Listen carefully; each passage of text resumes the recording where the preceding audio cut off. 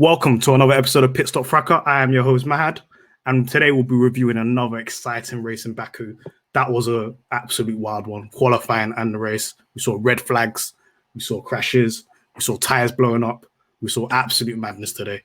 And we'll be talking all about it and talking all about Formula One this week. So I'm joined by Richard. How we doing?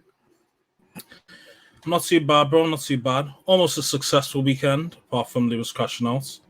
You know, certain man managed to get on the podium, and a certain man from south of the border of France, you know, ended up going backwards, trying to doing his best. Bottas impression, you know, but I won't speak no favour on that yet. Other than that, I'm all right. I'm all right, bro. That's all good. That's all good, man. I just want to remind people out here, you don't get points on Saturday, but we'll speak about it later. Ads, how we doing, brother? It's been a while. Mr. Gasly. Yo, hey, yeah, it has been a while. I don't know, many people might remember it from the first few pods and stuff like that. I've been trying to get on sometimes, you know, it's been a bit difficult, but, you know, obviously, as CEO of GaslyHive, and you know what happened this weekend, I just had to come through, put down a bit of propaganda. Well, it's not propaganda, actually, it's proper truth. I only speak truth out here, you get me? So, you know, just light talk. Some people need to, you know, I won't mention names, but, you know, we know who we're talking about right here. Some people need to, you know, be reminded of who the real Starboy is. You get what I mean? So, you know, light talk this pod. You know, thanks for having me. Yeah, man, no worries, man. We needed you here, man. Gasly on the podium. You know what time it is. And yeah, we're talking about Kunle. He's talking about Kunle. If you're listening, if you're watching, he's talking about Kunle. Shameless guy. Anyways, CC, Mrs. Perez. Well, today is a good day. That's all I have to say for now. Lewis is a fool who needs to be slapped because what was that? But nothing can bring me down from Perez, my shining star. Anyone who knows me knows exactly what it is. So, yeah. Listen, yeah, I know you was jumping up and down. Listen, we've been waiting on it. Only me and you got faith in this guy. Look, everybody else was. He deserved it too. He deserved it too. Faith as well. Don't do that. Excuse me. No. You guys are moving mad.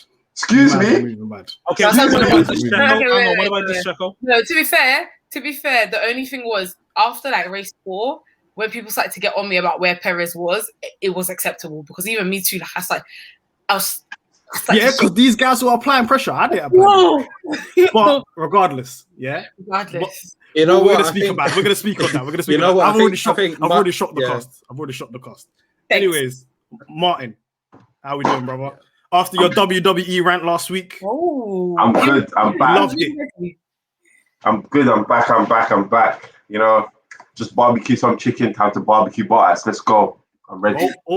Listen, I think everybody on this pod is going to take shots at Bottas. So if you are a Bottas fan, I don't think you should listen to this one. I'm not going to lie.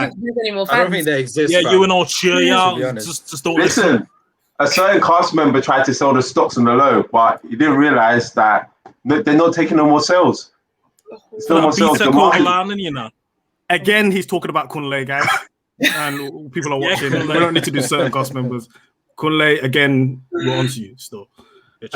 Firstly, before we get started on the pod today, sign up to the Discord. The link is in our Twitter bio. Follow us on Twitter. Absolutely all over that this weekend on Twitter. Tweets were flying about. If you ain't following us at Pitstop Fracas, I don't know what you're doing. And if you're watching this on YouTube, please like and subscribe as always. That will really help us out. And if you're listening on Spotify and Apple, please give us a 5-star review. That really helps us out with the algorithm as well. So we'll get started today. Firstly, on quali. And quali was an absolute madness. Everybody was writing off their car in the same corner. I don't know what was going on. I don't know if people just not used to Baku, because I don't remember people crashing on turn 15 personally. But firstly, Richard, what did you think of quali? And why was everybody writing off on turn 15? Fam, turn 3 and turn 15 was catching bodies all weekend. Yo, them stewards were throwing up red flags like they were parts of the Bloods. I swear down, fam. Yo, like Yeah, they were seeing Pyru with the red bandanas all day, fam. At tier 15 and tier 3. I thought, shit, Crip's gonna come out. No, Lando's probably gonna say he's a Crip now and all that shit. Alpine, Alonso. I thought all them man and say the Crips. No, you hear this Pyru from the stewards. Nah, listen. I don't know. It was. Do you know what it was? I think a couple man were carrying too much speed. You know, I don't know if it's one of them like deceiving corners. Like I don't know if it's like 10, 11 or something in a Bahrain. One of them that catches you out and you think, oh shit, I've carried too much speed, and you just go straight on. But a lot of drivers seem to be doing that. I know obviously Tsunoda done that to write off Q3, like to lock off Q3. Obviously to a certain man's benefit. Danny Rick as well. I think he done on like 10-3 or something as well.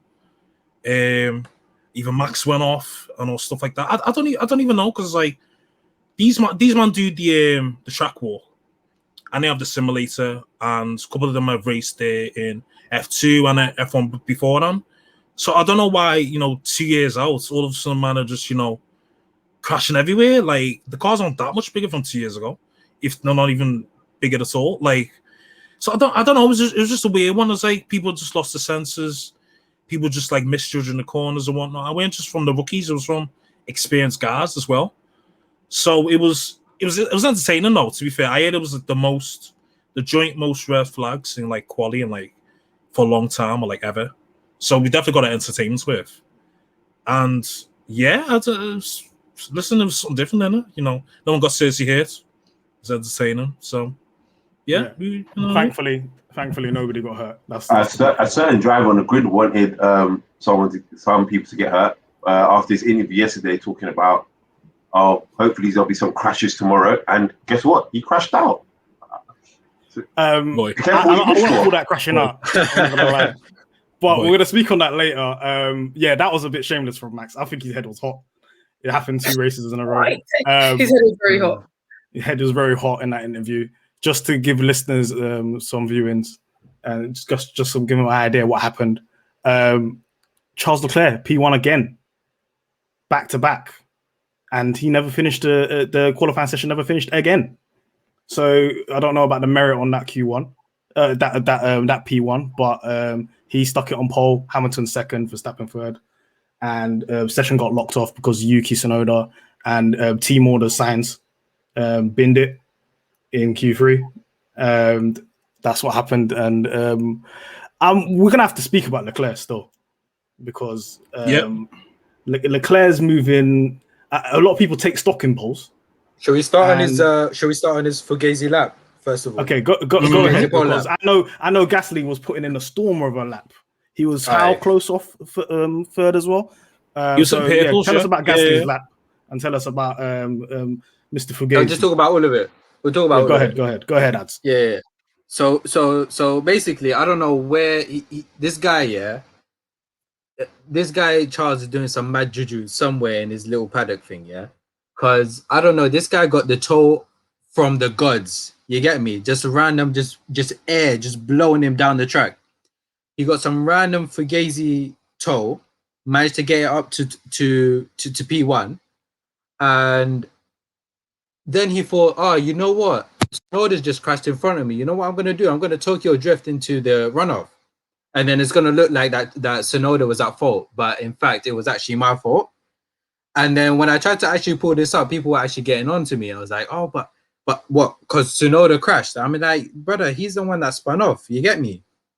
Anyway, let's not talk too much, because fact of the matter is, once you think about it, you know what? There's actually not any one of his podiums or wins that have been legitimate. You know what I mean? Like, if we look at Monaco, same thing happened, didn't it? Yeah. If we look at Monaco, if we look at all his, if we look at all his races from, 2019 or 2020, all in an illegal car, wasn't it? Mm-hmm. They was putting Domino's sauce in the engine. That's what they were doing. You see what I mean? So, okay, so if we look at Singapore, the one race where he actually qualified first, but you know who won? Vettel won. You know why? Because he knew actually how to race. If we look at Russia, the race where Vettel was actually in front and got him, but his car actually broke down. He had engine problems. and he couldn't finish the race. And Leclerc did, what was he? Did he manage to get a podium or not get a podium? I'm not actually, I can't remember. Listen, let me tell you right now, this man has 9 podiums and 2 wins, He's got a Fernando Torres at Chelsea conversion rate. This guy is missing open goals. I don't want to hear nothing because I don't really see people with negative have way more poles than they have wins. This man's got 2 wins. It's looking higgy. If I start getting out stats and start looking at percentages of pole conversions, he's down there with Bottas and them, man. It's not looking so good for him at all. And but he started on P1. He started the race, and we're going to talk about the start of the race because a lot happened on them opening laps. And Charles Leclerc was, I think he was a victim, several times on them opening laps. CC, what happened to Charles at the beginning of the race? Honestly speaking, I'm not gonna lie to you guys. I was very focused on Perez, so I wasn't really watching. Perez had a start because he had an amazing start, so I wasn't really watching Leclerc like that. However, what I did see was when Hamilton just overtook him. It was easy from what I remember seeing. It was just a straight overtake, and I think for the Verstappen one, did he look? I can't. To be honest, I really wasn't paying attention. People were walking past him. That's why it's not memorable because man weren't defended. So I don't know if it's. I don't know. So obviously with Ferrari, the only reason why sometimes I feel like I'm not maybe as harsh on him is because I don't know what Ferrari have done and how they've managed to get their car up to a certain speed. Because comparing it to last year, this is far better. So I don't know if they're driving almost at, we've got maximum speed that we can from this car, but we are compromising on other things. This is the only, because I can't understand why there's like no defense, why people were just passing him. And even at, sorry, I know this is not opening, but even at the end, when Gasly was on him, that's what I'm saying, I just don't know. His defensive driving was non-existent, but then again, I haven't seen Sainz really defend too tough this season either. So I'm genuinely questioning Ferrari car, and I'm questioning if they've sacrificed some things in order to get up to race pace. Because if we compare it to last year, I wasn't even expecting them to be like starting P1. Like that wasn't, if anyone had asked that last year, if we look at all our predictions, nobody was putting Ferrari up there. So he's not been great, but a part of me just doesn't know if it's him or there's more at play. I think the problem with Leclerc was he didn't have no one to toe off in that opening lap. He was basically the toe for Hamilton, and Hamilton really needed that toe as well, just to stay away from Verstappen. So Hamilton was using that DRS that he had on Leclerc to get past, to create some space between Verstappen, but in a way it kind of hindered him to a point where Leclerc, because that Ferrari is really lacking in straight line speed. That's what I noticed this weekend. Like their straight line speed was non-existent. When they're coming down the straight, it's just like it's like a tractor going down a hill, up a hill. It just was not there. So when Hamilton realized he kind of had to like, listen, Verstappen's getting too much on me, he had to go past Leclerc. It's like he was probably hoping that Leclerc will be able to hold Verstappen up a bit as well, so he can try at least pull away. But that Red Bull was also so quick in a straight line as well that it just did not work. So he just ended up Leclerc just kept falling to probably where that the Ferrari belongs. I mean, I suppose he did well to keep it within like top 5, top 6. But yeah, it's really lacking that straight line speed, which on that 1.4 kilometer straight just does not help out anything at all. Yeah, and I don't think they can be I don't think they can be defensive. I don't know how to describe it. I mean, I'm not really like that much into cars like that, but I just can't see how when you see them, when you watch it, the reason why they always try and perform as well as possible in quali, I feel like in the back of their mind they know that sometimes more than likely they are going to drop back, but the higher up they start qualifying, then the less they drop back further. So I still think they are operating with a relatively considerably weaker car than say Red Bull or Mercedes. Do you know what it is as well? Is that Ferrari managed to pattern like how the speed in low and medium speed corners, but in straight line speed is non-existent. This is why they were so strong at Monaco, and this is why they're so strong at Baku. So won't be surprised at more races that you'll see them perform at, where there's a lot of tracks with slow to medium speed corners, because that's Ferrari's strength. This is why on the straights, Leclerc was getting pammed, even with no DRS. Lewis went past him because they're just hitting in the slipstream, and the non-existent, straight line speed the Ferrari has, they're vulnerable. But even still, I didn't really expect Ferrari to fall back as much as they did, to be fair. And Leclerc only end up getting fourth because Max crashed out, and a couple of other man crashed out, and whatever. Well, it could have been like a horrendous day for them, really. So that's one of the reasons why Ferrari did so well, as well as capitalizing off the toe of Lewis in qualifying as well for Leclerc. So that's one of the reasons why you'll see the shock results from Ferrari, but they'll have strong weekends, really. Yeah, I don't think they're as strong as the Mercedes or the Red Bulls in terms of the whole race pace and so on, but they have got that one lap speed, and these type of street circuits are going to favour them quite a lot. So we'll see what happens with Ferrari. They're not as bad as people thought they were going to be. So if you are a Ferrari fan out there, just take some encouragement from that. You guys are getting points. You're kind of dunking on McLaren a little bit right now, which is hurting me because Ricciardo's not there still.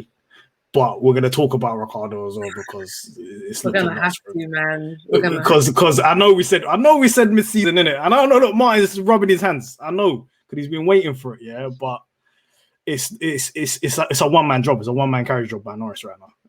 It's looking real bad for him. But we'll see how it goes between Ferrari and McLaren in the battle through the season.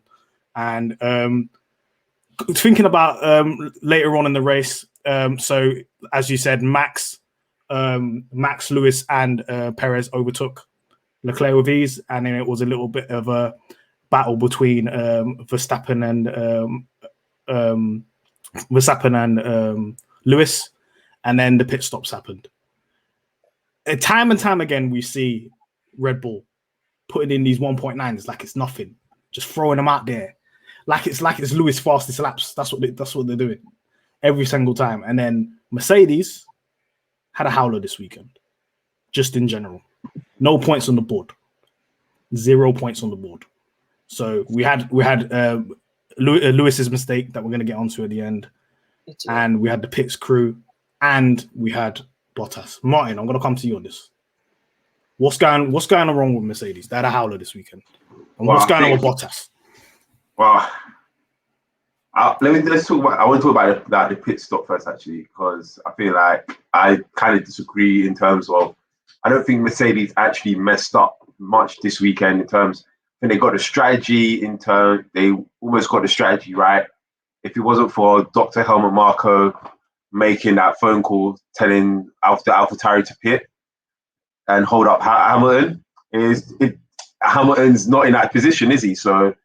Yeah, I think they did that stopping actually 2.2, but because Hamilton actually couldn't, it would have been an unsafe release, and then he would have ended up getting like a 5-place grid penalty or 10-second stop and go. It's just not worth it, is it? So you can't really blame Mercedes for the pit stop because, as I said, as you saw, when Verstappen actually made his pit and he came out, Lewis was within that 2-second window that he was held up for. So it's kind of like it's an unfortunate situation that happened with that pit stop. So it's not that one of the times where we could actually blame Mercedes. But here is the but is with Bottas though. We can blame Bottas for everything on that. What we're wrong with Mercedes. He was nowhere to be found to help Lewis. Apparently they were allowed to pick the what type of wings they wanted. He ended up wanting to keep it the same, even though he knew that it would be it'll be out. He wouldn't get a better performance out of it, and he literally just cruised. Didn't even cruise because he was just getting pammed just on every on the opening lap. He just getting pammed. 4 cars in 6 turns. What is that? That is just Richard. Your go. Fam, I seen that footage of him getting pammed by 4 cars in 6 turns, fam. There's given space, and given room, and then there's been too nice. It's been way too nice. I've seen man just hitting them up on the inside and even on the outside as well. I just thought, what is this guy doing? No defense at all. No defense. Even when off the racing line, like when you watch the replay, he's literally not on the racing line. Everyone else, including Mazepin, is on the racing line, but this guy is just off it. What are you doing? You know what we got? You know what we got to mention? You know what we got to mention? We got to mention the fact that. Go on, let's go. No, all I want to say, I just want to mention that Latifi was actually in front of Bottas into the second red flag. That's what I want to mention. That's it. Boy, go ahead. Who? So not that is, sir. I know that it's just I think it's just some I don't know where he's from. I think he's from some weird country with like blue star on it or something like that. I don't know. Some weird place like that. Man, he's one of those men from Quinlay's country, man. He's one of them ones. Oh, okay. I see. Yeah. I wouldn't know nothing about that, but yeah, I don't know. Just some like random guy was in front of him, you know. But Norris actually said while driving, because Bottas making bare mistakes. Yeah, that as well. Yeah. They were telling Norris, okay, go for Bottas, go behind him. He was like, I can't. He's making so many mistakes. And you could see him. He was like, all over.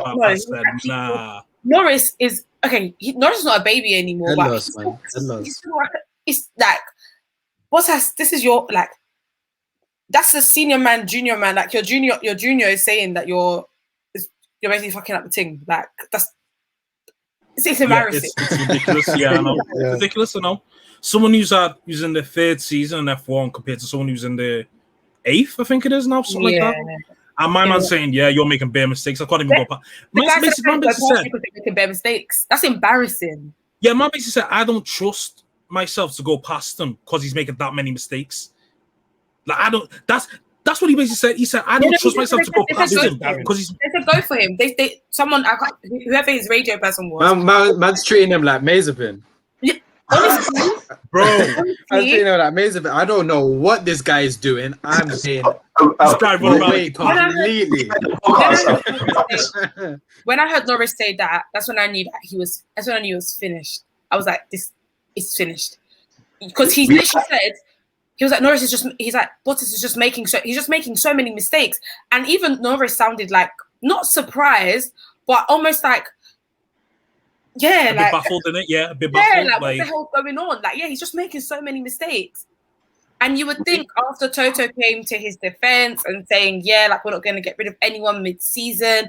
And after his whole drive to survive, I'm going to be on a different wave, you would have thought. You would have thought. Because I was thinking, okay, yeah, maybe this season we're going to see a little bit more. But... Guy couldn't even beat Hamilton in rock, paper, scissors. That's not even. I don't know what he thought he was going to do this season. That's what he thought he was going to do this season. My brother. Look, listen, yeah. He got overtaken by Giovinazzi like he was like, blue flags were waving. Giovinazzi, you're in a murk. We got to talk about Giovinazzi though, because he had a good weekend though. Yeah, Giovinazzi had a good weekend. He's had a good season. He's had a decent season. He's fighting for his life. Schumacher waiting in the wings. This guy's job is on the line, man. Man, Callum Arlott said, nah. I'm not on it. Nah. Do you know how much man Ferrari in the Ferrari program? They're buying. That's crazy. I googled the other day. Yeah. I googled the other day. Yeah.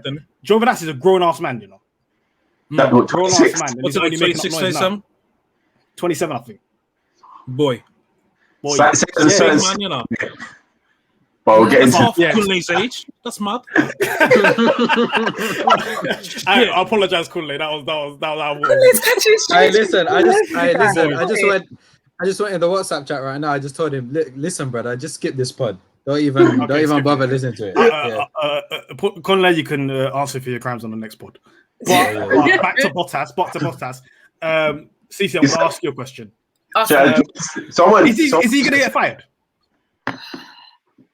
Mid-season. End of the season, yeah. Is it end of the season, or is it going to be a mid-season thing? So I am gonna say end of the season purely because Toto came out and said that they wouldn't. So they will not. And if they hadn't, I feel like low-key they're even upset that they said that they wouldn't, because it's like after they spoke, he got worse. And I genuinely feel like if they hadn't have said it, if they hadn't have come out, thrown shots at Red Bull, done everything, he would have been gone. Mid-season, gone. But I'll give it to Interlagos. Because they've done all of that, I think they'll keep him till the end. But he's definitely continuing after. The problem with Mercedes is, while I don't even if they did have a B team, I don't think they would do it anyway. I think the reason why Red Bull are able to get away with it is because they have these guys under like a Red Bull contract in it, so they're not really assigned to Red Bull or AlphaTauri. Like you can move them in between, you know. So it's like with Mercedes, they don't. I mean, while George Russell is at is it Williams? Williams. It's not actually like Williams aren't the Mercedes B team. They're just kind of using Mercedes just so they can get their parts and while they're struggling. But the thing is, I don't think. So they can't move Bottas. I think if they wanted to, they could. Yeah, because the thing is, they are. The thing is, Russell is a Mercedes employee, regardless of whether he's driving in that Williams. He is a Mercedes employee. So if they wanted to do that, they could. And you also got to consider Ocon is there as well. Even though I think his situation is a bit different, but they've got two very capable drivers there. You know what I mean? Okay. They deal with Renault or something like that now. Okay. But you know what it is? Yeah, that's why I think his situation is different. The thing is, my point is, it doesn't. I kind of feel like whatever the situation is, contracts or no contracts to a certain degree, if we forget about all the politics of where they sit, I think Mercedes won't drop Bottas mid-season. I just don't. They've come out too strongly to turn around and then do it. Unless something awful happens, I just that next step. I don't think anything performance-wise will have him fired mid-season. I think just regardless, considering what Red Bull have done and the fact that Mercedes I think we lost ads there. I'm not gonna lie. Yeah, that's what I'm gonna say. Let me just say this. Yeah, the reason why I think he's gonna get fired is Mercedes has not really been in a situation where their constructors is in jeopardy. When they start seeing the gap getting a little bit bigger and bigger and bigger solely because Bottas is not getting the points that Perez is getting, and then they're looking at it like financially, look, we're gonna finish second in constructors now. This is a risk. We can literally swap Russell and Bottas right now and do that and possibly recover that. That could be the reason why. Listen, F1 is ruthless. Toto can say all he wants and say, we ain't gonna do it. All these teams are ruthless. At the moment, even with that, sorry, just a point I'm saying, even with that, we lost him again. Just to tap in real quick. Russell is immediately gonna come in and become a better driver. Even with, but I'm not sitting here saying Bottas is the best driver and he should be there. Obviously, I'm slandering him like the rest of you. But even then, with the experience that Bottas has, yeah, I know. Sorry, I'm cutting out because of my Wi-Fi. My Wi-Fi is like really bad. All right, Richard, go ahead. Yeah, sorry, just to tap in real quick, just to touch on what you said, Mahad. I think they're only going to get rid of him unless they mathematically or close to mathematically lose constructors. Because what other point would you have to have? Okay, let's say hypothetical situation. let's say they get to Interlagos. I think that's like round 19 or something, and they lose the constructors, like mathematically. What would be the point of keeping all the Bottas for the remaining 4 races when you've probably got the possibility of bringing in? I want to see how Russell gets on. You can use that little end of season, if you will, the last 4 races, to see how Russell gets on, because there's literally no other purpose apart from loyalty for you to keep all the Bottas, really. Because if he's disgraced you all season, okay, the DNFs that he's had this season, they haven't been his fault, fair enough. But when you have been racing, you've been going backwards. You've been getting smacked up by not only midfielders but backmarkers as well. And you're in the top 2 fastest car, the first or second fastest car on the grid. There's no reason for you, for when you have a bad quali, to not make up places in the race. It's not like you can't overtake. Well, obviously, this seems to be the case this season. But what else would you need for you to prove your way up to Mercedes? Like, because I said, if they get second now, it's going to kick off. Like, we won't see it publicly, but it'll kick off. Like, Valtteri's going to move mad, and then Toto's going to move mad. You'll probably, sack him, as you said. Like, there's no... In the performances he's putting in, and he's saying, "Oh yeah, I'm gonna move mad this season. I'm gonna do better." Like, you're not proving that on track, though. You giving all this was off track, and then you're not putting it down on track. It means fuck all. So, yeah, before when Mahad said it, like at the start of the season, I thought, nah, there's no chance. Now, when I'm seeing the performances he's putting in, it's looking not that mad anymore, really. So. Yeah, if he doesn't pattern up soon, it might even happen in the summer break. There's a 4-week gap there. They might even take the risk, let's bring George in summer break before Spa. They might even do that if it gets too bad. But yeah, let's wait and see. I think there's so many tracks though that is only 6 races in, and there's minimum at the moment 22 races that we have. So there's 16 races left. So and this isn't a strong track for Mercedes. I know Bottas hasn't been performing well, even at I don't think we've actually reached this track where Mercedes are strong, apart from Bahrain. So when we get to the Spas and the other tracks where the Mercedes is normally quicker, I mean, you will probably see a better performance out of Bottas, hopefully. And I think that's just probably what they're holding on to at the moment. So I don't really think it's really, while it may be a lingering thing, I think it's just more press talk at the moment rather than actual Mercedes. I don't even losing one championship. I don't think Mercedes will. I think they'll take the hit. If they believe in what they've got next year, I think they might just take the hit for 1 year. I'm gonna have to disagree, because I think at the end of the day, they've had 7 constructors. They've done certain things. There are certain standards. When you hear Toto talk, he talks like a champion. Bottas doesn't look like a champion. Doesn't help towards the championship. Doesn't do, like, in my opinion, at the moment, he's been useless. Before, what Bottas' selling point was, he's dependable. He's there as that second person. At the moment, the only way I can describe it is now look at Perez and look at him. Perez might have a very poor or substandard quality, but you know that he's there. You know that on everything else, even though quality is probably his weakest side, he's still got more stuff to offer. Tyre management. He's Mr. Dependable for Red Bull. And at the moment, you can see it. Max went out, but they still got the points. They still got majority of the points because Perez was right there behind him. If Lewis had gone out, but it was like a Max, Perez, Hamilton, Bottas, then Mercedes are still picking up points. But at the moment, he's no longer. I feel like his use is obsolete because he's not even dependable no more. Yeah, do you know what? Yeah, enough of Bottas. I'm not gonna lie. He's stinking out the joint. I'm not gonna lie to you. We already know the writing's on the wall. He's not gonna be a Mercedes driver next year, regardless of what's happening. Do you know what? We usually use this as a benchmark to say, oh look, they're both in the same car. Look what Lewis is doing in the car. Look what Bottas is doing in the car. Listen, Bottas stinks, man. This shouldn't even be. We shouldn't even use that line anymore, man. He's just trash in that seat. It shouldn't even be the benchmark. Anybody could be better than Bottas in that seat right now. We saw it with Russell slightly insecure. I don't even rate Russell highly like that, but he's clearly better than Bottas. And if that move's going to be available, they need to be doing that as soon as possible in my eyes.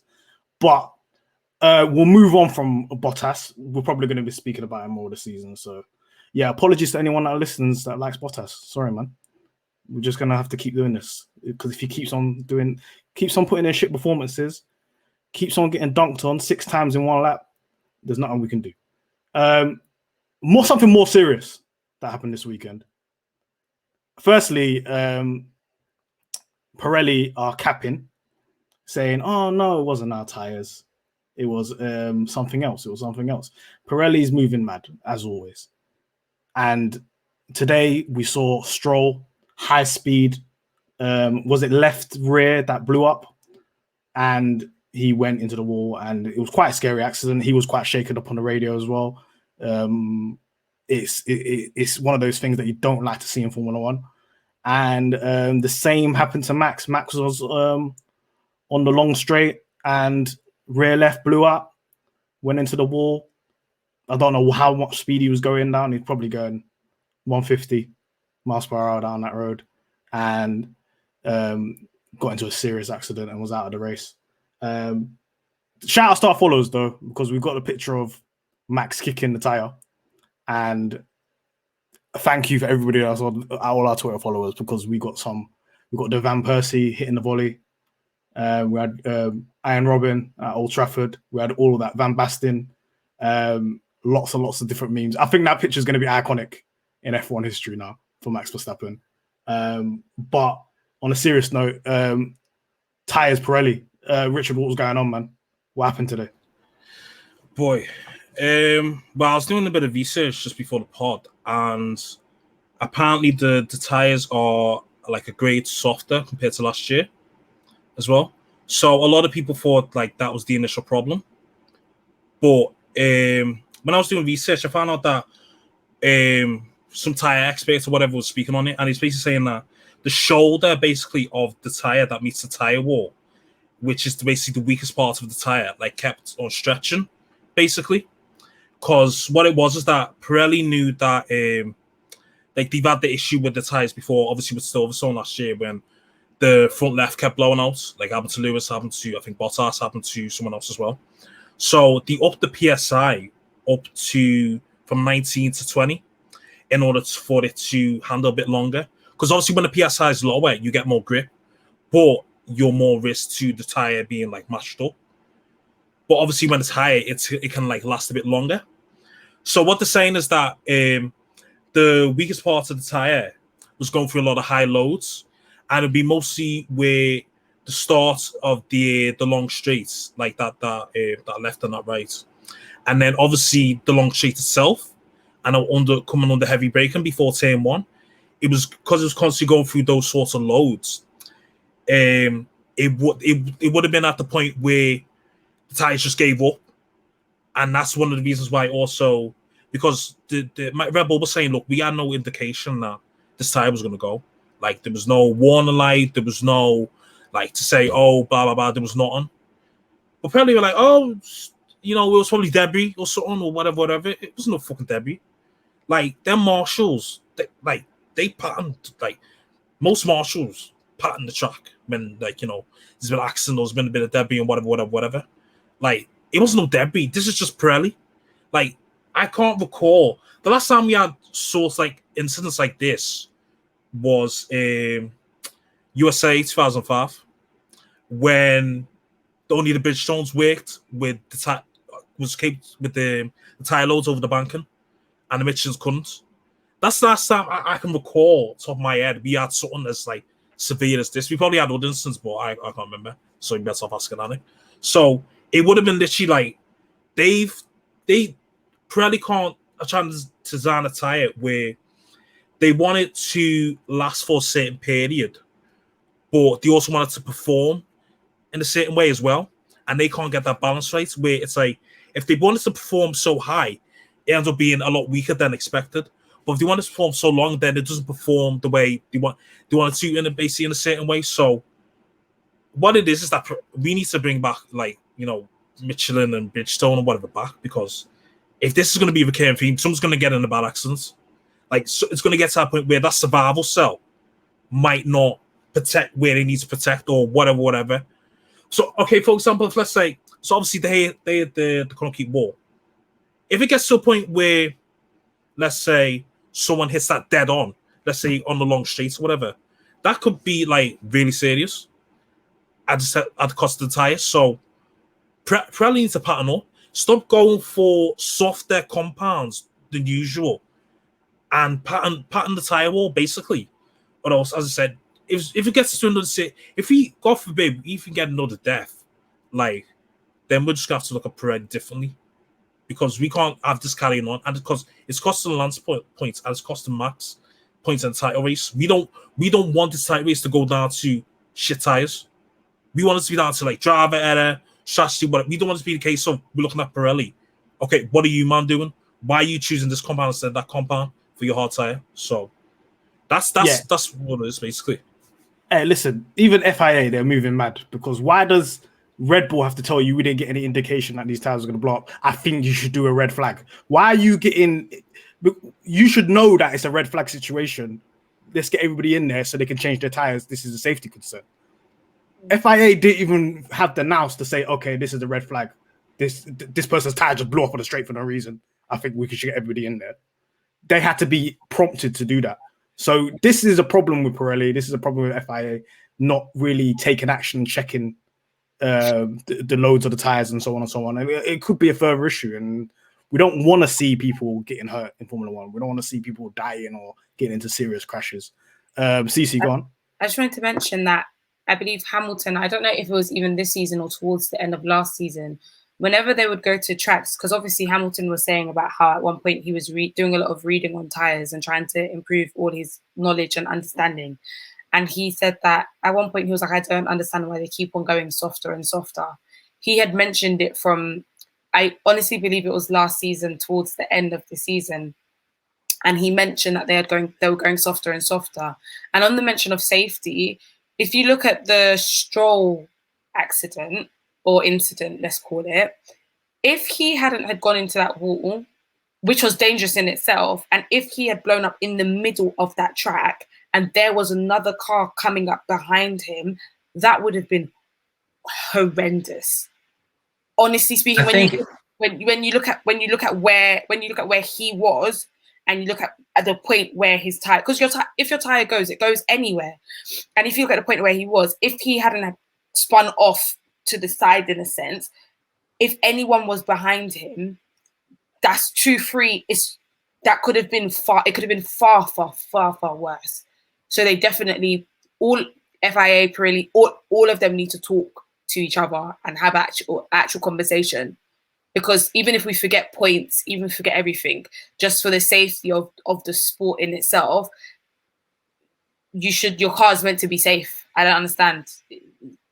There's so many upgrades to keep cars safe, for it then to be a tire issue that is avoidable, for that to cost, or cause injury or shake people up. Because Stroll sounded shook. He was like, oh, like. Yeah. A point I wanted to make in the fact that the position in where Verstappen's tire went out and he crashed onto that on the main straight. I think Latifi was actually close by behind him, or he was coming in at a really quick pace behind him. So the case was that could have been a really dangerous. That was already a really dangerous situation, and it could have been way dangerous if that crash had turned out worse. So the dangerous situation was there.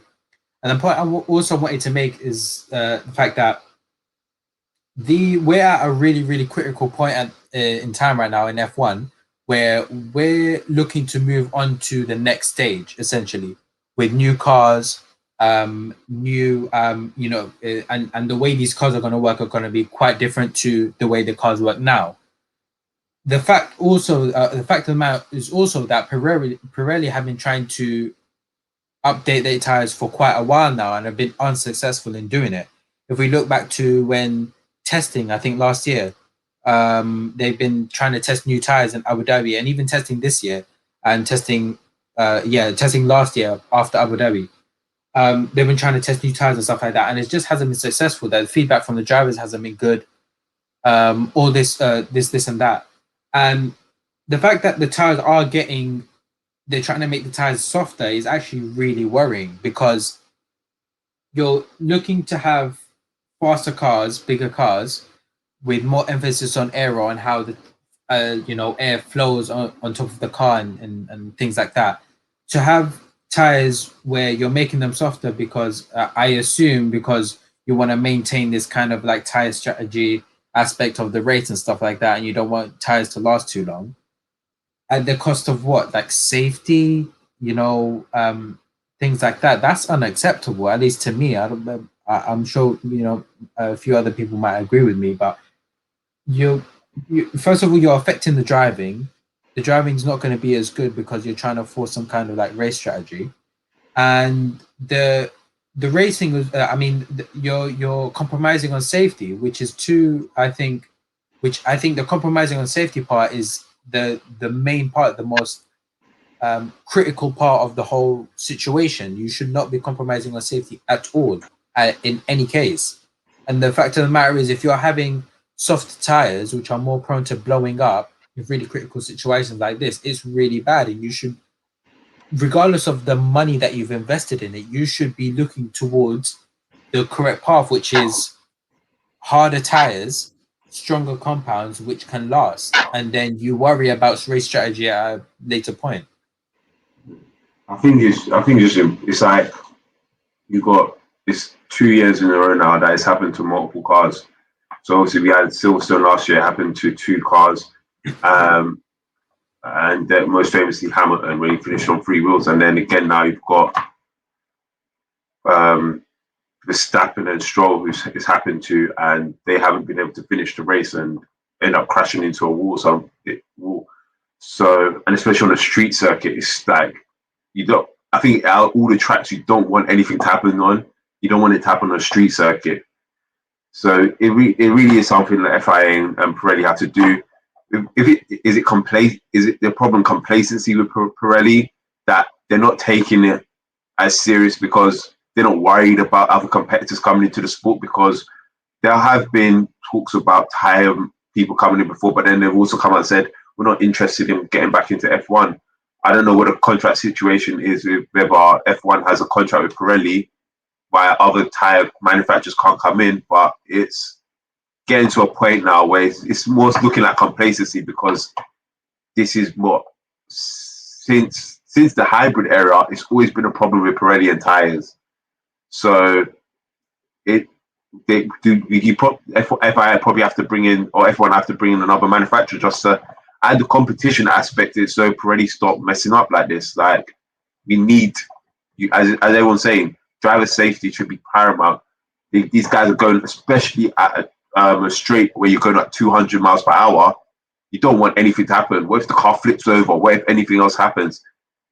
The driver could be done. You just don't want these things to happen. So safety should be paramount in these situations.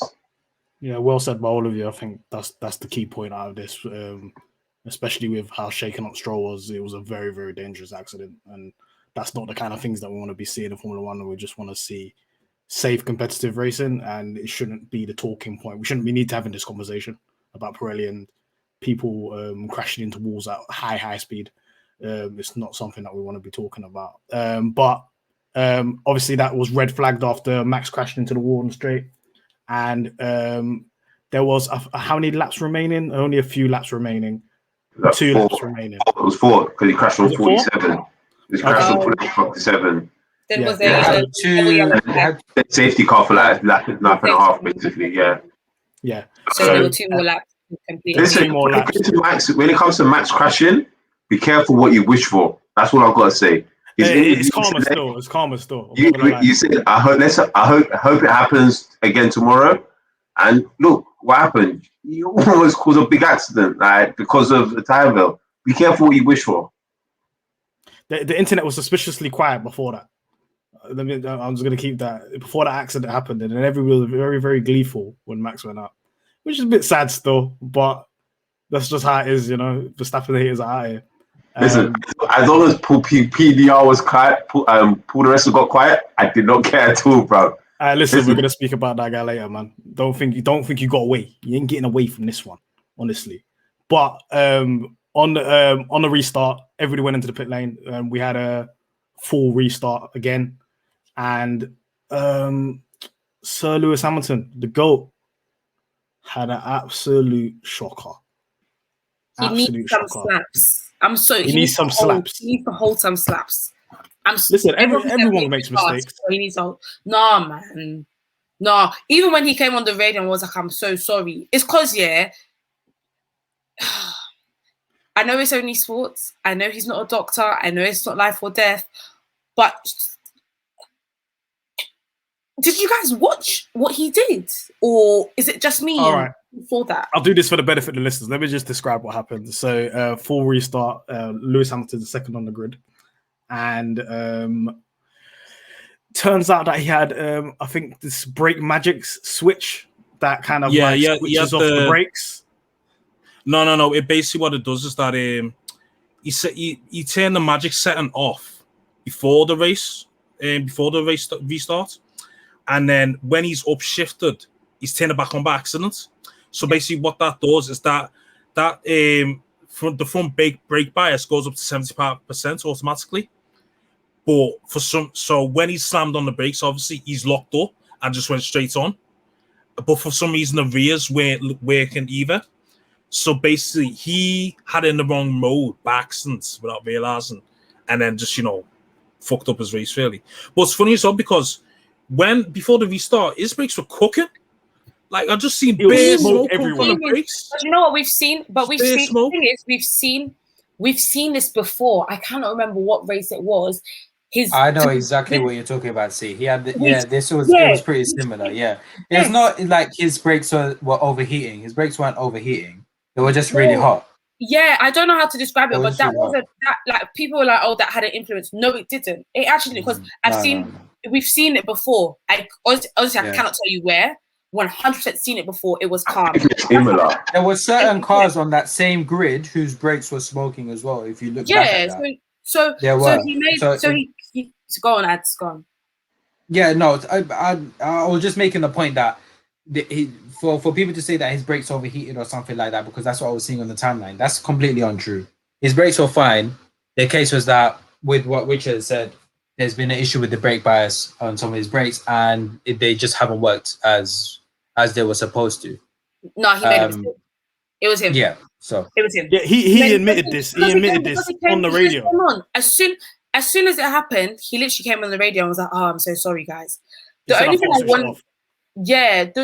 I wanted to say was, I don't know if when he was so comfortable for a while, and I'm not saying he's always been looking forward to the competition, but sometimes if you haven't had that kind of competition in so long, I feel like sometimes you can make mistakes. I think it just shows that it's still a competition. It's still human. Like there's still human error that is possible. Although every commentator was gagging and having so much fun on it, and they're all pricks for it. But the truth of the matter is, it does show that like even the best of the best of the best can mess it up. And I was so upset because this was basically his chance to get maximum points and pull away from Verstappen, who was getting 0 points at this point. Yeah, both of them. I must say, I don't think nil points today. So it didn't. I must say, I don't think change. I don't think he would have won the race though. I'm not gonna lie, I don't think he would have won the race though, because I was gonna speak about this when we get onto the driver of the day, but Perez, honestly, a lot of people saying Vettel was driver of the day, but Perez was driver of the day for me, like no doubt. Like that whole race, Perez is he's P2 or he's P1, and he's got Hamilton on his tail the whole race, and he's defending like it's just regular. He didn't even worry him. So I have no doubt in my mind that on that restart, regardless of what Hamilton's race would have been, Perez would have taken that win. So I'm not sure, because if you watch the restart, Hamilton got the jump on him, and if his brakes hadn't failed, he should technically have been able to pull off. Yeah.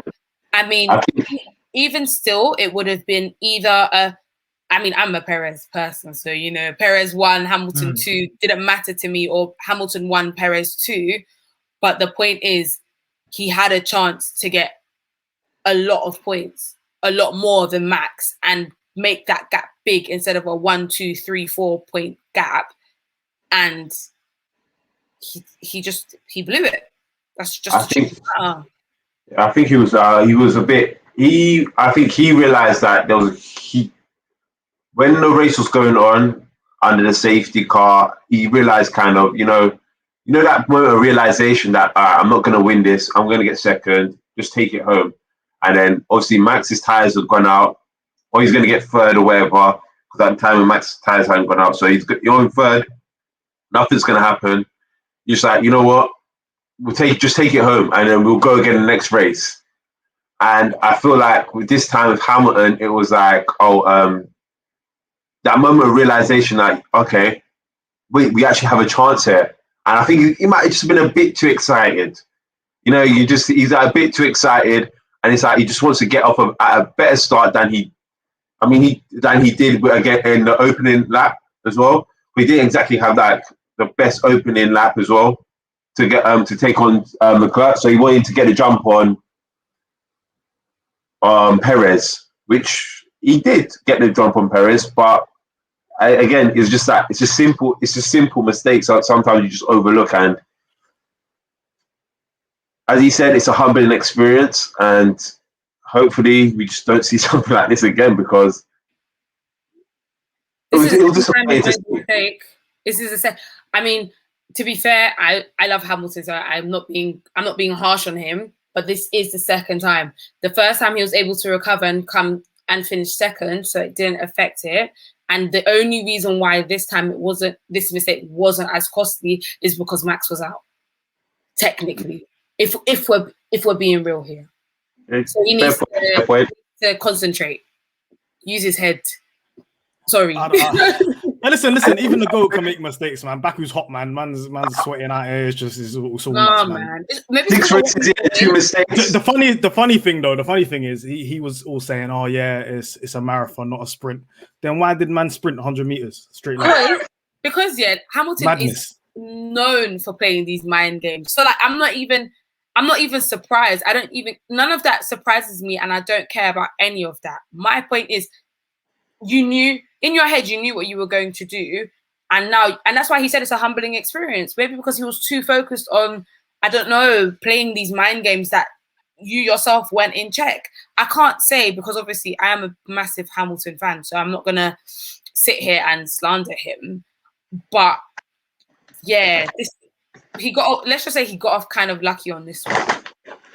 Yeah, he's lucky. I want him to do number 8. I want him to do 8. So this was a good chance. And Mercedes, compared to the Red Bull have come out on top in terms of the car. They've had a better car this season so far, even though the tracks haven't been their best, but still, from what we've seen. Considering where Bottas finished as well and where Perez finished, Red Bull's eating today. I know they're crying because of how Max went out and stuff like that, but they're still eating because they had a man on P1. It's advantage Red Bull now in terms of constructors. Yeah. Unfortunate for Lewis, but there was some other racing going on that restart, and the man himself, Gasly Starboy, was racing out here. Yeah. Honestly, I'm not even gonna say nothing. I'm gonna leave it to Ads. Okay, go ahead, man. Okay, I've been waiting for this. Honestly, with Gasly's weekend, I mean, it's been it was last weekend and this weekend as well. I mean, I would have talked about last weekend as well if I was on the other pod, but we'll talk about this weekend. Honestly, I mean, he's had a really good one, really, really good weekend, even without the podium. His free practices, his Friday sessions were okay. They were pretty good, but I mean, obviously, we don't really look at Fridays like that. When it came to Saturday, FP3, final few minutes, he gets that P1, and obviously, I'm getting very, very excited. I'm thinking, yes, we're finally going to be. We might get a podium. We might qualify in podium. We might qualify one of the podium spots. Coming into qualifying, obviously, Q3. It was great that Yuki actually managed to get into Q3 and do his job for once. But yeah. Excuse me. So excuse me, sir.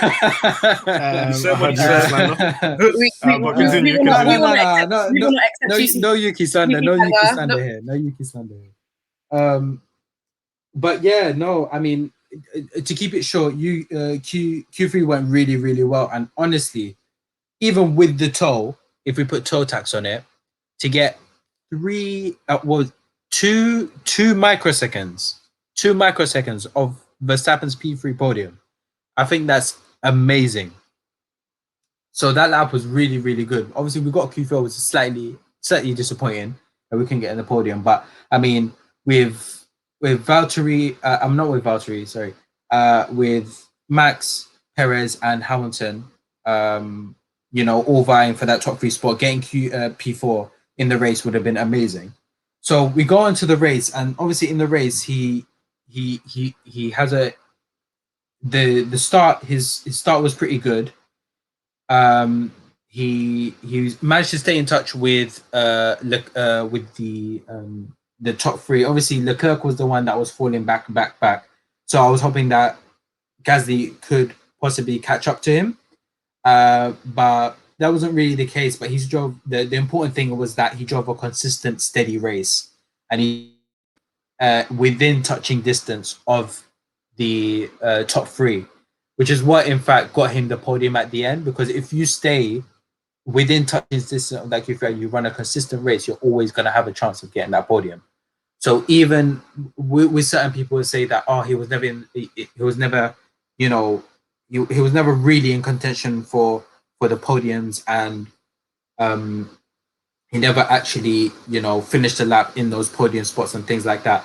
What I say is that if you're consistent enough to stay within touching distance of those podiums, even in a car that's not strong enough, where you have maybe 3 or 4 teams with stronger cars than you, for you to be staying within touch of those podium distances to the point where any crashes or DNFs and stuff like that you can take advantage of, those are the important situations right there where you will get podiums and get points and stuff like that, which will count at the end of the day.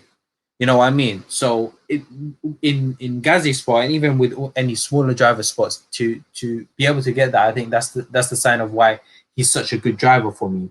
Because even with weaker cars, he's putting in performances. He's putting in performances that you should expect from like a Ferrari or McLaren, like to get their P4 and stay in P4 and stuff like that. That's amazing to me. And if it's good that I mentioned McLaren, because obviously there's another driver in McLaren right now, an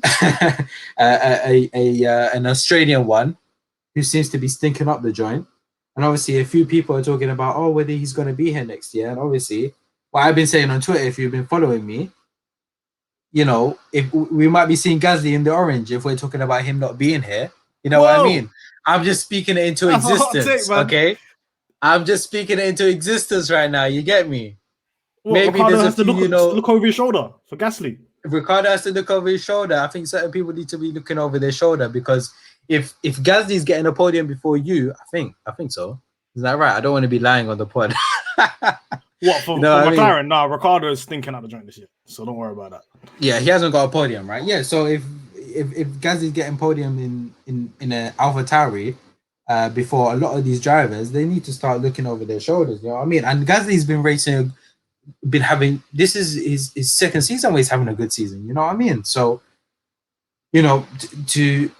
so I don't talk too much. Obviously, Gasly had an amazing race. Had a great quali and an even better race, keeping in touch with the podium spots. And GaslyHive, we're eating. You get me? We're eating Gucci.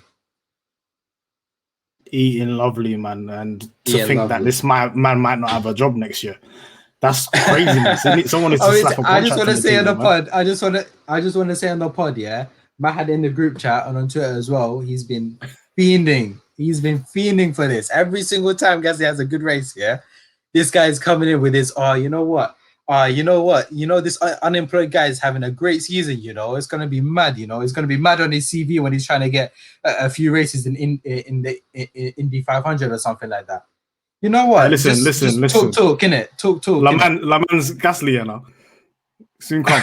Laman's Gasly. Oh, okay. We'll see. No, I'm joking. We'll see. I don't know. They're just, you know how for F1 that sometimes the chips fall, man. There might not be a seat there, and you know how his relationship is with Red Bull at the moment.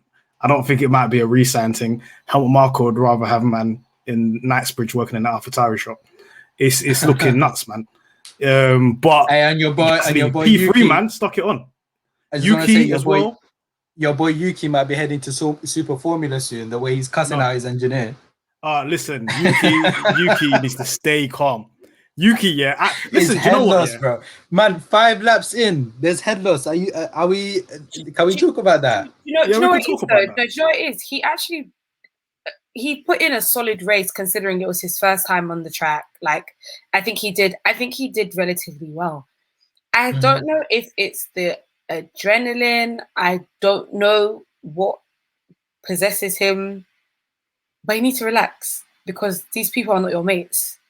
No, because the thing is, like, they came and they said that, like, he's been putting in all this work, like how he thought he could rely on like natural talent alone, almost like a rookie mistake, and he's gone in and he's put in the time, and you could see it because his even his like race, like he had a very decent race. He was P7. He was like P7 for a while. Like he put in a very strong, like, to me, for your first time on that track.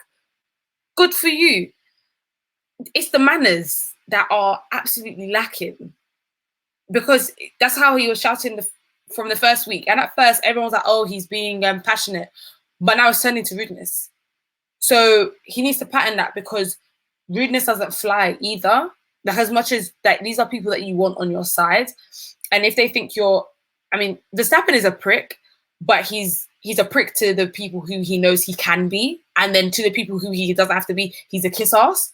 So I think Yuki needs to learn that as well, because if not, I feel like it's going to cause him trouble along the lines. That's all I'm going to say. Because I like Yuki, so you just Yuki. I want Yuki to carry on doing it. I need him to tell shut up. I want him to be interviewed by Paul di Resta. He said, "Shut your mouth and just walk off." I need that energy in Formula One, and if he's that guy to bring it, so be it. At the end of the day, he's a rookie. He's gonna do what he's doing. Do you know what? Yeah, I'm not gonna lie. I want people to kind of put yourself in their shoes in a car. If you got someone in your ear and you're going 150 miles an hour just talking nonsense in your ear, sometimes you're just gonna crack and just be like, "Yo, shut up, man! I don't want to hear this." You know what I mean? But because he's not that much. But you have to remain professional. This is the problem with having access to the radios and listening to the radios, because you wouldn't be able to listen to a footballer on the pitch or hear what they're saying unless you was like really close to the pitch. They might be saying absolute madness on the pitch because you're in the sport, you're doing the adrenaline, whatever. In Formula One, everything's heard, and you have to remain professional and so on. It's a sticky one. Obviously, you have to, because people are going to listen to it. And Yuki's going to have to learn over time, but he's a passion merchant. What can I say?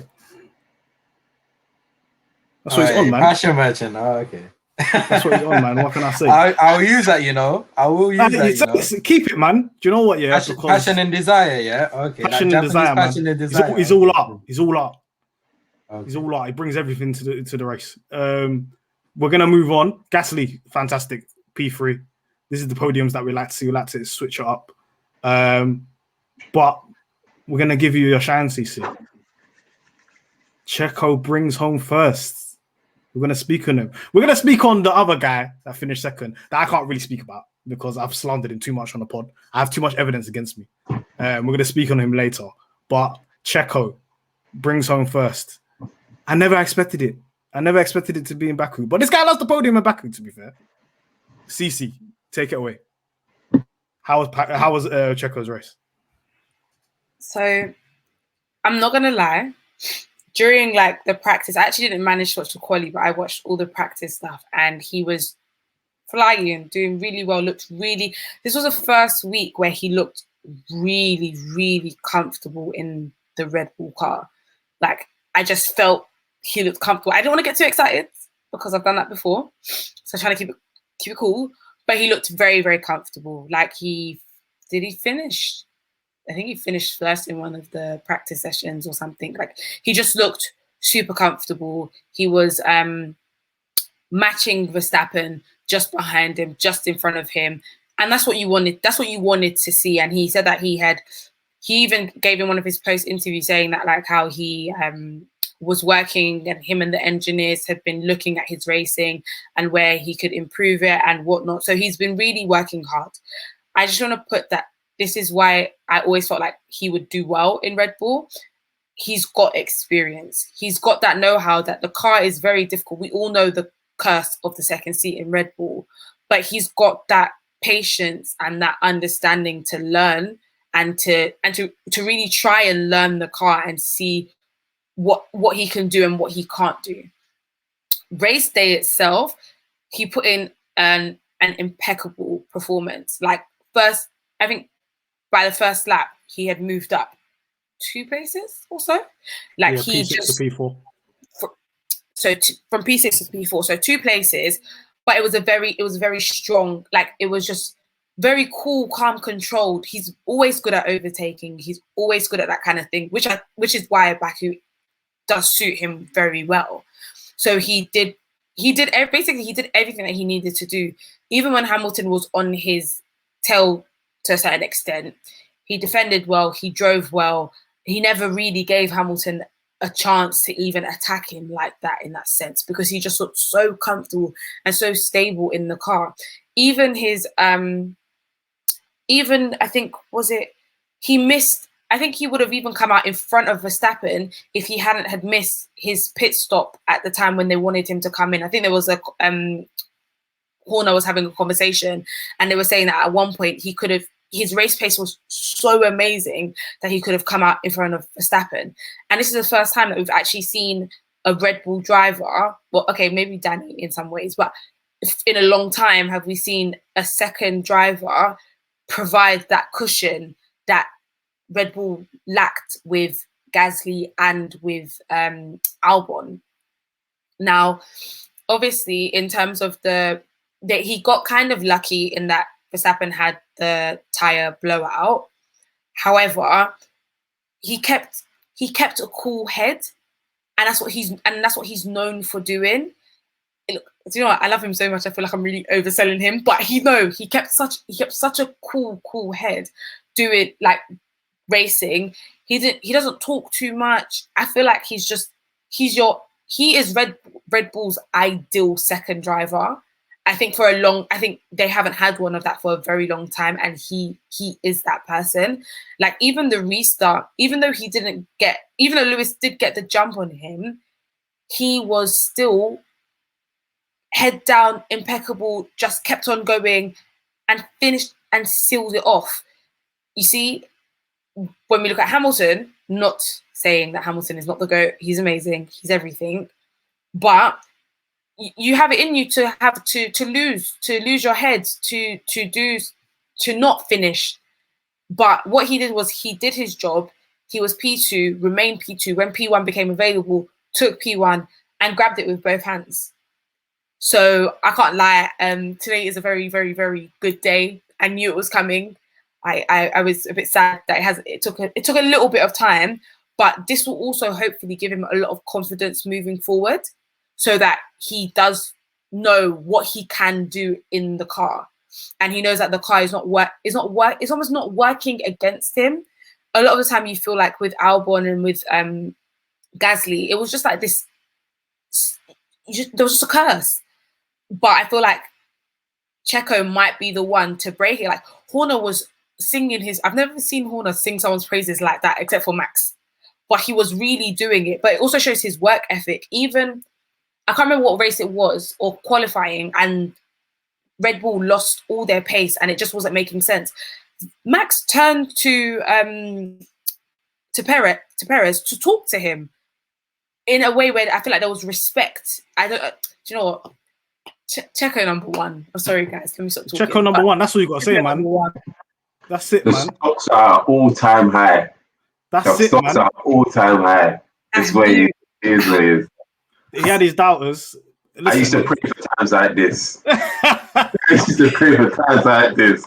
Honestly, like you have to give him time. You got to give him time to get settled into the seat. That seat is a difficult seat to get into, and it has looked like the last 2 races is kind of putting it together now, in terms of understanding the car and getting the best performance out of it. And he's experienced when you're dealing with your Albons and your Gaslys and so on.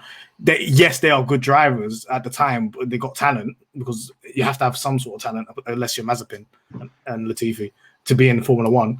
But you kind of have to have that experience as well. And that's what Perez is bringing. He's bringing that experience, the years and years of F1 driving. Checo used to be that rash, inexperienced driver when he was younger. Yeah. And it's like he's taken all those years of working now to become who he is right now. And well-deserved, man.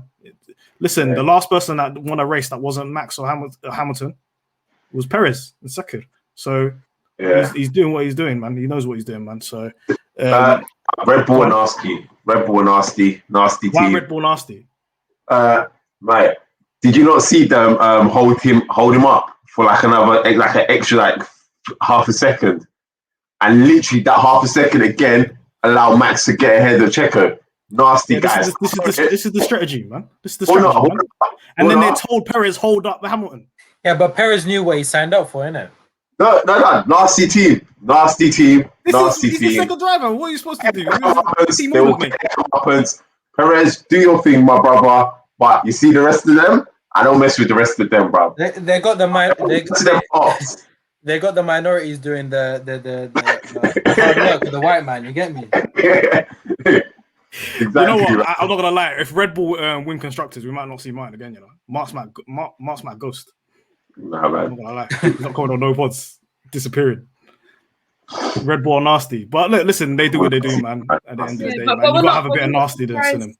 We're not surprised. Nobody should be surprised by that, and I don't even think Perez will be surprised by that. If we're honest, I think that people do it all the time, and with the championship being so close, why wouldn't they? I don't mean it in a nasty way, and you know I'm a Perez. I love him to bits, but let drivers race. I don't think, but Mercedes did that to Bottas. When was it? And then Toto told him to give up the position. That's different, because it's not they're not telling Bottas to give up the position because Bottas can't win. It was Bottas was really slow. He was running slow. So they said Hamilton is faster. Let him pass. And I think Hamilton went on to win the race. No, there was a race. No, I'm not talking. No, wait. I remember categorically there was a race where it was one of the championships when Vettel was really pushing, and Hamilton needed the points. Toto gave the instruction and told Bottas to move. On a level we've seen. This is not. I'm not agreeing with it. I'm not saying what not. However, I am just saying that these kind of things. That doesn't suit my agenda. I can't lie. I know it don't suit your agenda. This is facts in it. Say no. Even Perez. The drivers driving it, and then listen, Verstappen can hold up Checo, Hamilton, and if he's able to, let him pass. But at the end of the day, let the drivers drive, let them do their thing, and listen. There's more races. It's early days. You can't just say, "Oh, let's try." They're only doing this so Max re-signs with them. That's all. That is all. So no, do you know what? Listen, Checo won the race in it, so it's calm in it. Bottas was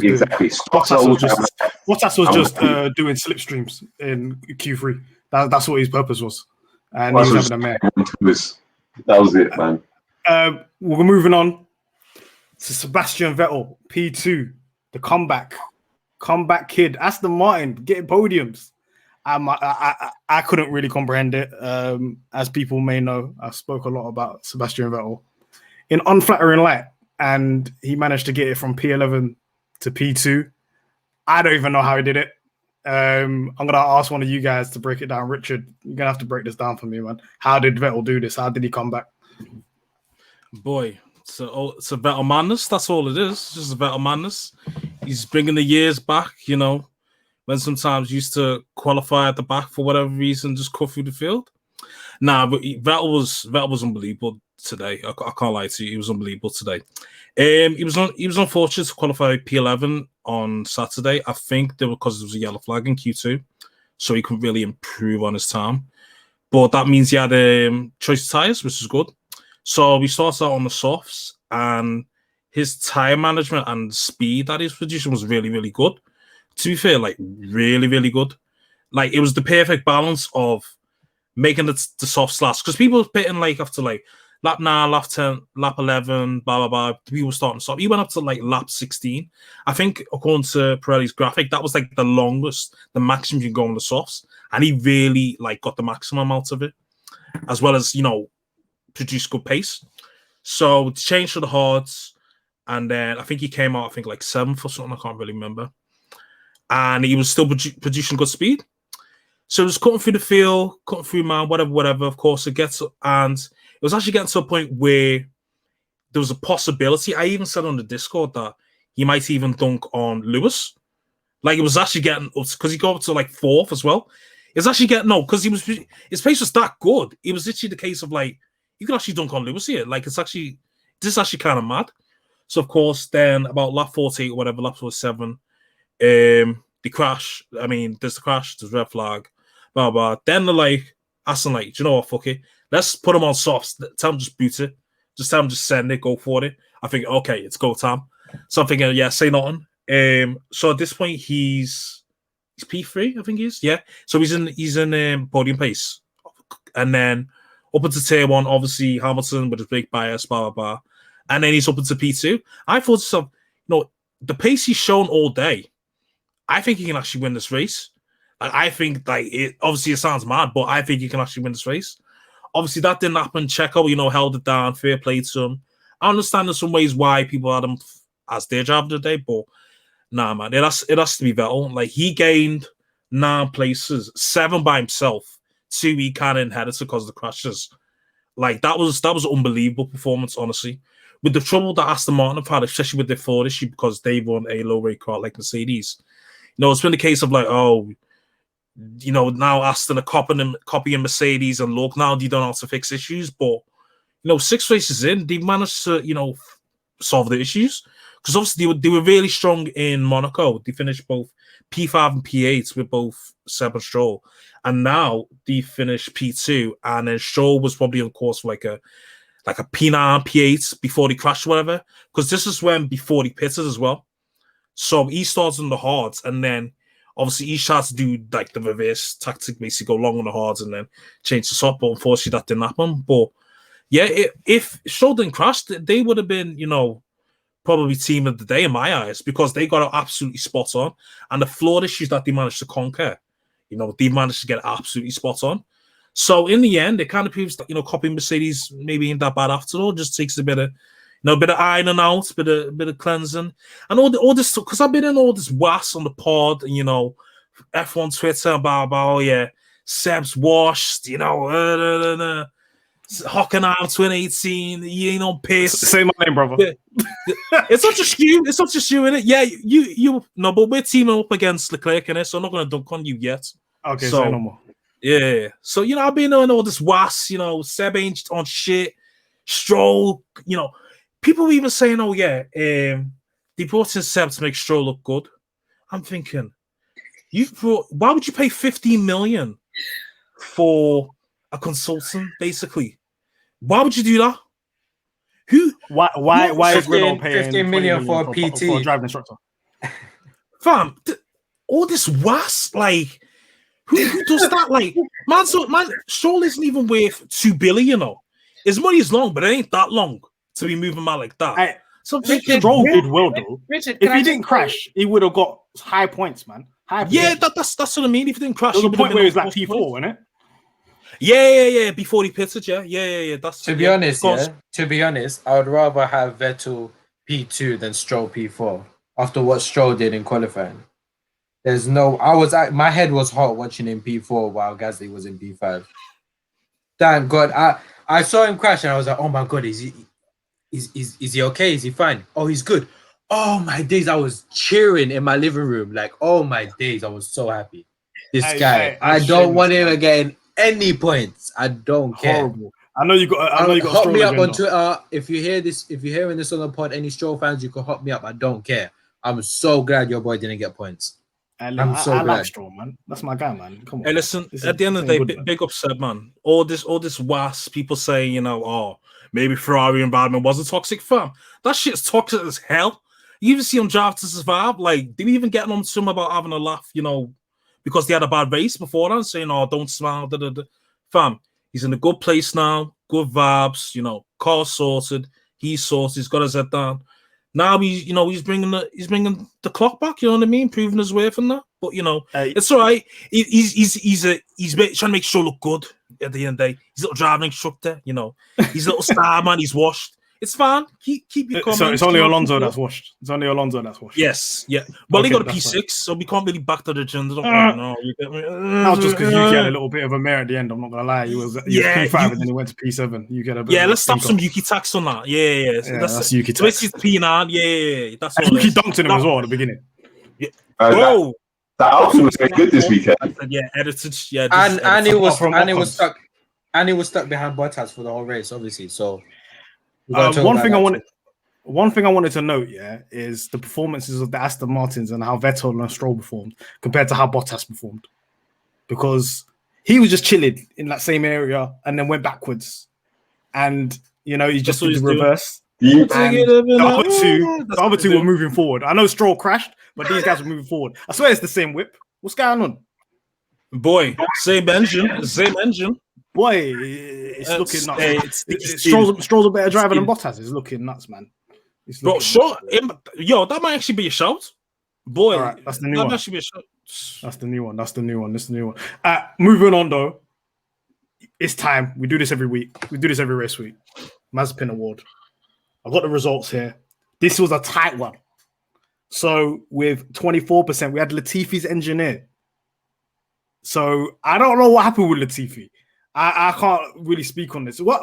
Can someone fill me in? Basically, what it is that when the red flag happened, obviously everyone's supposed to come in, but they've said to Latifi, stay out. So Latifi stayed out, and Latifi's like, hang on, what do you mean stay out? Basically, Latifi's engineer didn't actually mean he should stay out. It means like he should. It was weird. It was like in his head. His English wasn't Englishing, basically. No, English. No, let's just call it that. His English wasn't Englishing, because how can you tell? How can you say stay out? So Latifi's going in like when he just because the red flags happened. My guy shouted stay out. So Latifi's stayed out. Yeah. But. He meant come in, basically. I don't know. Some hillsy English, man. What is this, man? You meant stay out, but don't come into you meant just stay in the pit lane. But what Latifi's hearing is stay out. Yeah. But that's what I can't blame Latifi for this, because honestly, English was not Englishing. That was poor. That might have to be the name of the pod. English weren't Englishing. Yeah. I'm not gonna lie, it was looking nuts. But that wasn't even the winner of the Mazepin Award. I just needed to know what was going on. It was shocking. Guess what?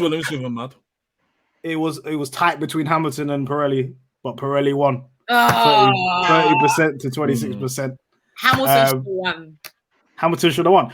Listen, Hamilton can't be immune. Hold on. What happened to Bottas?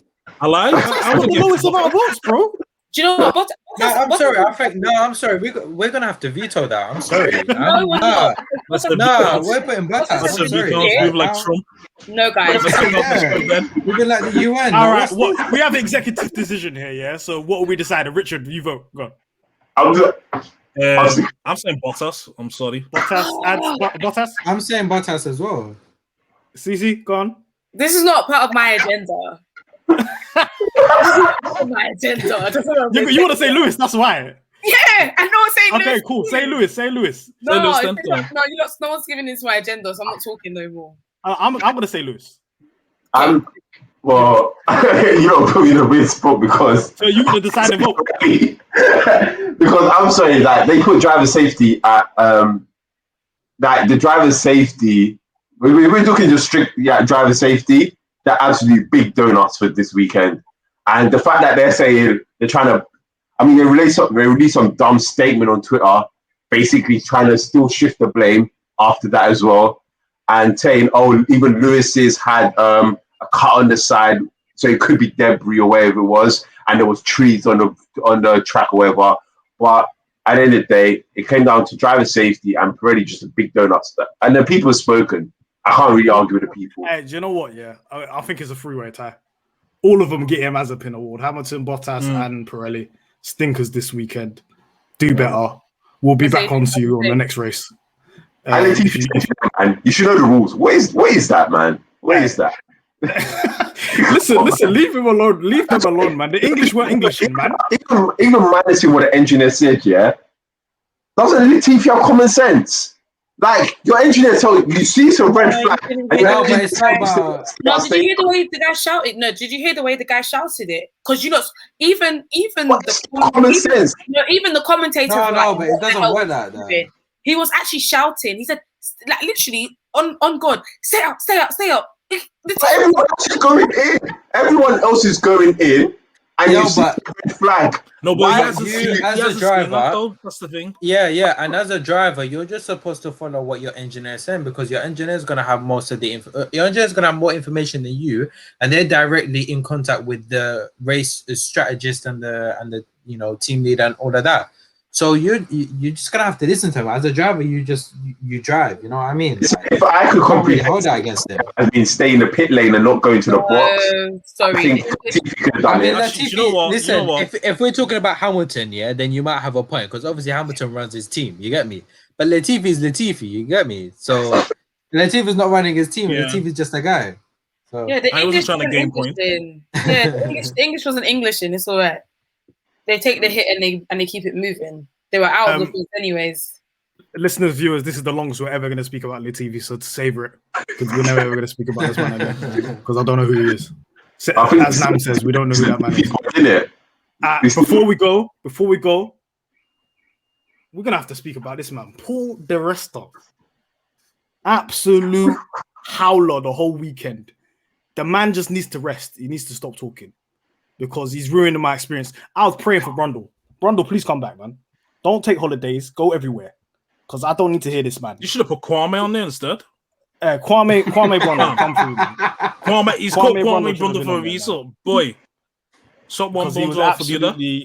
I know Martin. You know what? Sorry to interject. Richard, you should have this Sunday. Alex Brundle, you should have this Sunday. I think he does commentary for F2 and that. Like sometimes. Yeah. Bro, you should have this Sunday. And this son kind of knows a fair bit. So he sounds like him as well. He sounds like his dad as well. Yeah, he does. That's crazy. He's crazy. But yeah, Paul Di Resta, Mr. Agendas, the man that is not partial at all. Premium membership. Agenda and vibes. Just because he gets fair grapes on Max's jet, that's all it is. Just because he gets cheese and grapes and wine on Max's jet and he goes to the races with him, that's all it is. It's nasty. Him on Coulthard in the luggage area. I wanted to mention Coulthard as well. I thought if we were going to mention Paul Di Resta, we should have mentioned Coulthard as well because they were both of them were. You know what? I'm not gonna describe it because it's gonna be a bit graphic. But don't they were doing hella favors for Max. You know what I mean? Leave it at that. Like the way they were treating him, it was mad. I apologize, listeners, viewers. I apologize. Leave it at that. Supposed to be a family pod. This is why I'm not on the pod too much. You know what I mean? Sometimes it gets a bit mad. But for real, the point is Paul that Di Resta, David Coulthard, just stop. Especially following that what I said last week about commentators and people coming at Lewis. I mean, this one wasn't even like that Lewis said anything and they weren't coming for this, but the agenda was just so strong this weekend. And as I said earlier, when Verstappen overtook Lewis, he was he was talking the most. And then he went quiet as soon as Verstappen crashed.